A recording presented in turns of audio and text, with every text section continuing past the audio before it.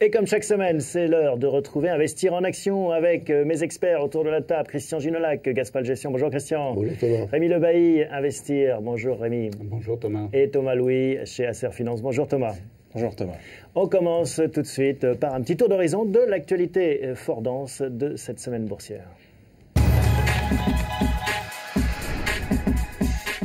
Alors, une actualité qui peut se résumer en un mot, deux mots, trois nuages. Le nuage islandais, bien réel, le dossier grec, toujours, qui constitue un petit nuage noir dans le ciel bleu européen, et puis, bien sûr, l'affaire Goldman Sachs. On commence tout de suite avec l'Islande. Finalement, Rémi, l'Islande, ce nuage qui cloue au sol les avions, est-ce que ça a une conséquence sur la bourse ou c'est plus de peur que de mal ? Pour l'instant, c'est plus de peur que de mal. Si on regarde un petit peu les titres concernés, les titres qui sont susceptibles de souffrir, on voit que le secteur du tourisme a souffert. Sur la semaine, le Club Med perd 6,5%, Accor perd 4,4%, donc ce sont des baisses quand même assez sévères. En revanche, du côté du transport aérien, les sociétés résistent plutôt bien. Air France a perdu 1,7%. Alors c'est vrai aussi que le titre avait monté dans le début de la semaine avec la perspective de l'introduction en bourse d'Amadeus, dont Air France est actionnaire. Sa filiale de réservation. Exactement.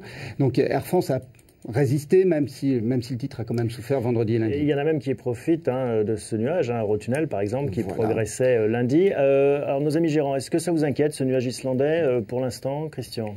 J'ai l'impression que c'est un épiphénomène, c'est-à-dire ça va durer peut-être encore quelques jours, puis on n'en reparlera plus. C'est pas quelque chose qui fondamentalement va changer. La seule inquiétude, c'est si ça dure vraiment, si ça dépasse une semaine. Là, je pense qu'on pensera à si tous les volcans islandais se mettent à... Les volcans d'Auvergne risquent de se réveiller, ça vous inquiète Thomas ou pas ? Pas encore. Pas encore. Moi, je pense que pour l'instant, on est dans l'épiphénomène. Si ça dure un mois, ça va devenir un petit peu plus compliqué. Pour l'ensemble de l'économie. Pour des problématiques de logistique globale, évidemment. On se souvient de l'Agrippa, à l'époque, qui avait aussi un peu paralysé l'économie. Je pense qu'on fera le point la semaine prochaine. Si c'est encore en vigueur la semaine prochaine, là, il faudra commencer à s'inquiéter. C'est peut-être un petit peu aussi l'un des perdants de cette crise. C'est notamment tout ce qui est produit frais qui n'attend pas.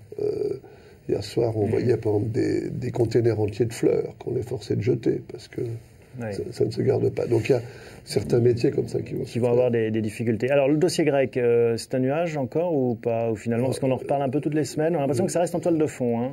Le dossier grec, c'est aujourd'hui un jeu un petit peu de chat et la souris entre le gouvernement grec, les marchés, et puis l'Union européenne et le FMI, sachant que d'un côté, l'Union européenne, on se rend compte petit à petit que la mise en place et le déblocage des fonds, c'est pas aussi évident qu'on pouvait le croire. Les Allemands continuent à avoir un langage très négatif, et on se rend compte que certains pays devront voter. Alors, qu'est-ce qui fera la trésorerie ? Qu'est-ce qui se mettra en avant en attendant que ceux qui puissent avancer l'argent ? Et ça, Thomas, dans votre gestion, vous dites ça reste une épine dans notre pied et ça risque de mettre un chapeau sur la bourse ? En fait, on va vivre au gré du renouvellement de la trésorerie, comme le disait justement Christian. On va vivre au gré de ce renouvellement-là. Si ça n'arrive pas un jour, si le FMI doit débarquer en Grèce, si les avions revolent, ça sera un gros problème ou pas ? Je pense qu'on peut avoir un gros problème. Ça pèsera sur l'euro immédiatement. Ça sera une des sanctions immédiates. Ce qui est plutôt pas mal pour la bourse que l'euro finalement. Oui, c'est plutôt pas mal. C'est quand même une position défensive. Donc, se retrouver dans une configuration où un pays a un risque de défaillance. Et après, on va se poser, comme on s'est posé la même question la semaine dernière, on va se poser la question, et qui est le prochain, ça va être un vrai problème. Mais le dossier grec... Le risque grec, il est maintenant globalement intégré. Mais c'est effectivement l'étape suivante. Si ensuite on évoque le Portugal, l'Espagne, là ça deviendra plus sérieux.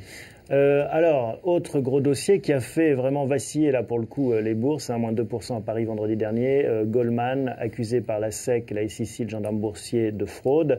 Là, ça rouvre le couvercle, la boîte de Pandore du secteur bancaire, avec cette réputation un peu sulfureuse qui avait déjà beaucoup souffert au moment des subprimes.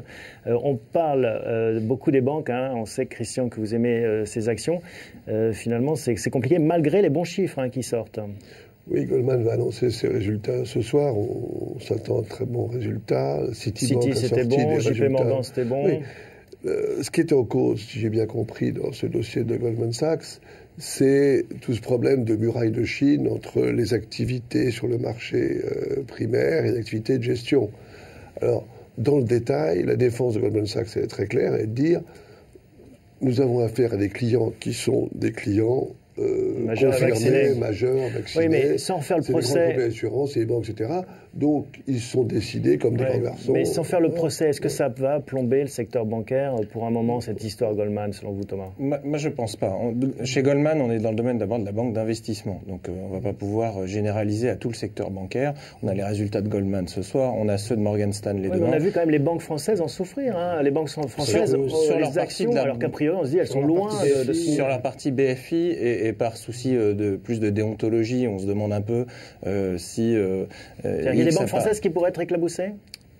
Ça me surprendrait pas que dans la chaîne de vente de tous ces produits, à un moment donné, on se rende compte que tel ou tel client a acheté. Alors, en tant que client qualifié, et c'est bien ça la problématique et la dénomination exacte qu'il faut avoir, ce sont des clients qualifiés qui ont acheté, qui sont donc a priori majeurs et responsables, et qui devront essuyer les pertes. Alors après, qu'on s'offusque qu'il y ait des pertes, oui, des clients qualifiés qui s'offusquent de pertes, je trouve ça un peu Et rond. puis Goldman Sachs était la banque qui avait profité de la crise, qui avait très bien traversé la crise en 2008. Ça fait aussi un peu plaisir à tout le monde de taper sur Goldman Sachs. C'est une banque riche, donc comme dit Thomas, on va essayer de soutirer de l'argent à celui qui en a. Donc j'ai perdu de l'argent, apparemment, il y a quand même aussi un dossier, hein, c'est pas juste... Non, je suis sûr, mais il y a un peu de ça aussi maintenant quand on voit que les gens d'AIG, les banques allemandes, etc., qui disent c'est vrai qu'il y a un effet d'aubaine quelque part. L'inquiétude, c'est aussi l'étape d'après. Est-ce qu'on ne va pas en trouver d'autres dans d'autres banques? Soulevant ce couvercle-là. Ouais. Bon, voilà ce qu'on pouvait dire sur l'actualité. Vous voyez, c'est dense. On passe tout de suite à la sélection. Alors, une sélection cette semaine, Rémi, qui fait mieux que le CAC. Hein, on surperforme un peu l'indice, comme on dit. Mieux, nettement mieux, puisque notre sélection est stable, moins 0,1%, alors que le CAC, dans le même temps, a perdu 2%. Donc, 2% de mieux presque. Nettement mieux. On n'avait pas de banque dans la sélection, donc on s'en porte plutôt bien. Et on avait certains titres qui ont très très bien progressé, notamment la semaine dernière. Il y a eu un secteur qui a vraiment eu le vent en poupe, c'est le service informatique. Les SS2I, Capgemini, plus 7,5 cette semaine. Directement.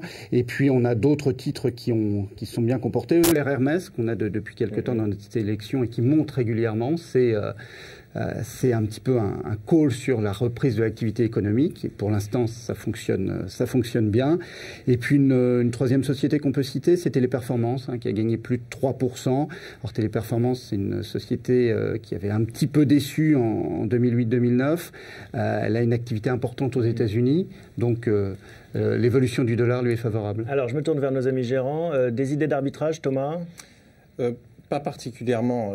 Moi, je regardais, j'attends beaucoup de Vivendi là, pour la période qui vient. On va arriver dans la période de distribution de son dividende, certes. Mais j'attends beaucoup parce que je pense que leur positionnement dans le contenu, dans l'abonnement, d'abord nous met à l'abri des mauvaises nouvelles et ensuite, ce sera probablement un des vecteurs de développement qu'on attend parce que ça fait quand même un moment qu'on Ça fait des années qu'on parle de Vivendi comme en effet d'une société sur le papier intéressante et puis son cours reste plutôt flat. Hein. Le portefeuille d'abonnement client est solide. Le portefeuille de contenu, également via Canal, est important. Enfin, il y a quand même des vrais fondamentaux. Donc, si je vous entends bien, vous voulez qu'on renforce notre ligne Vivendi?